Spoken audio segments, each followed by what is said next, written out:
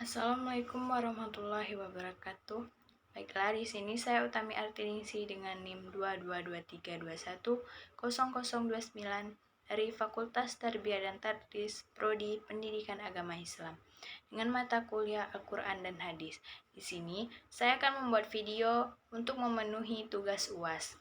Baiklah, soal yang pertama yaitu apa yang Anda ketahui dengan perkembangan hadis dan berikan contohnya.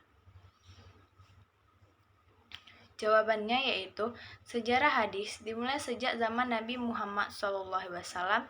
Pada zaman itu, para sahabat secara langsung menyaksikan dan mendengarkan ajaran-ajarannya.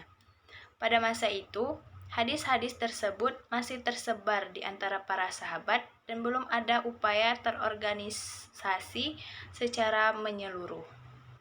Pada abad kedua Hijriah, para cendekiawan muslim yang dikenal sebagai muhaddisu mulai menyadari pentingnya mengumpulkan dan memverifikasikan hadis.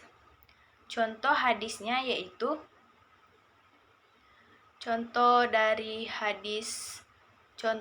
hadis dari Aisyah radhiyallahu an, Nabi Muhammad SAW bersabda, "Barang siapa yang menyempurnakan akhlak akan memberikannya pahala 10 orang yang melakukan kebaikan serupa dengannya atau lebih." Hadis riwayat Abu Dawud. Perkembangan hadis terus berlanjut setelah zaman Imam Bukhari. Para ulama terus bekerja untuk mengumpulkan mengklarifikasikan hadis-hadis yang mereka susun. Hadis-hadis seperti Sahih, Muslim, Jami' Tirmizi. Soal nomor 2 yaitu apa yang Anda ketahui tentang studi teori sanad hadis? Jelaskan dan berikan contohnya.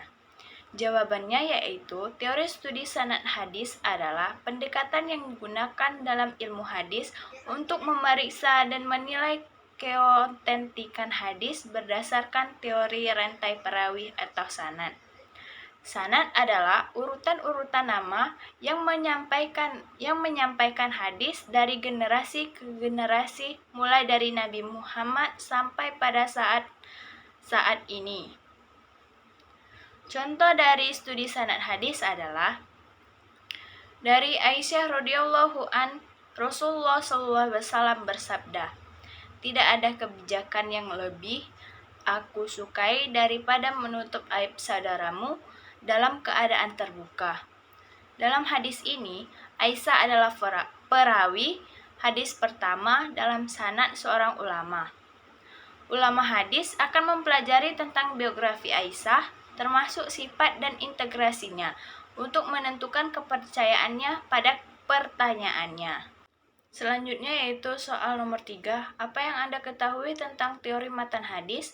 Jelaskan dan berikan contohnya. Jawabannya yaitu teori matan hadis adalah pendekatan yang digunakan dalam ilmu hadis untuk memeriksa dan mengevaluasi teks atau konten. Dari sebuah hadis, matan bagian yang berisi perkataan atau pertanyaan dari Nabi Muhammad SAW. Teori matan hadis bertujuan untuk memahami makna dan keabsahan ajaran yang terkandung dalamnya. Contoh dari teori matan hadis adalah barang siapa yang berdusta atas namaku dan sengaja, maka hendaklah ia menyiapkan tempat duduknya di neraka. Dalam teori matan hadis ini, ulama akan memeriksa teks hadis ini.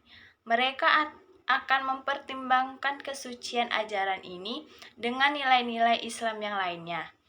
Baiklah, itulah tadi tugas video yang saya buat. Kurang lebihnya saya mohon maaf. Wabillahi taufiq wal hidayah. Wassalamualaikum warahmatullahi wabarakatuh.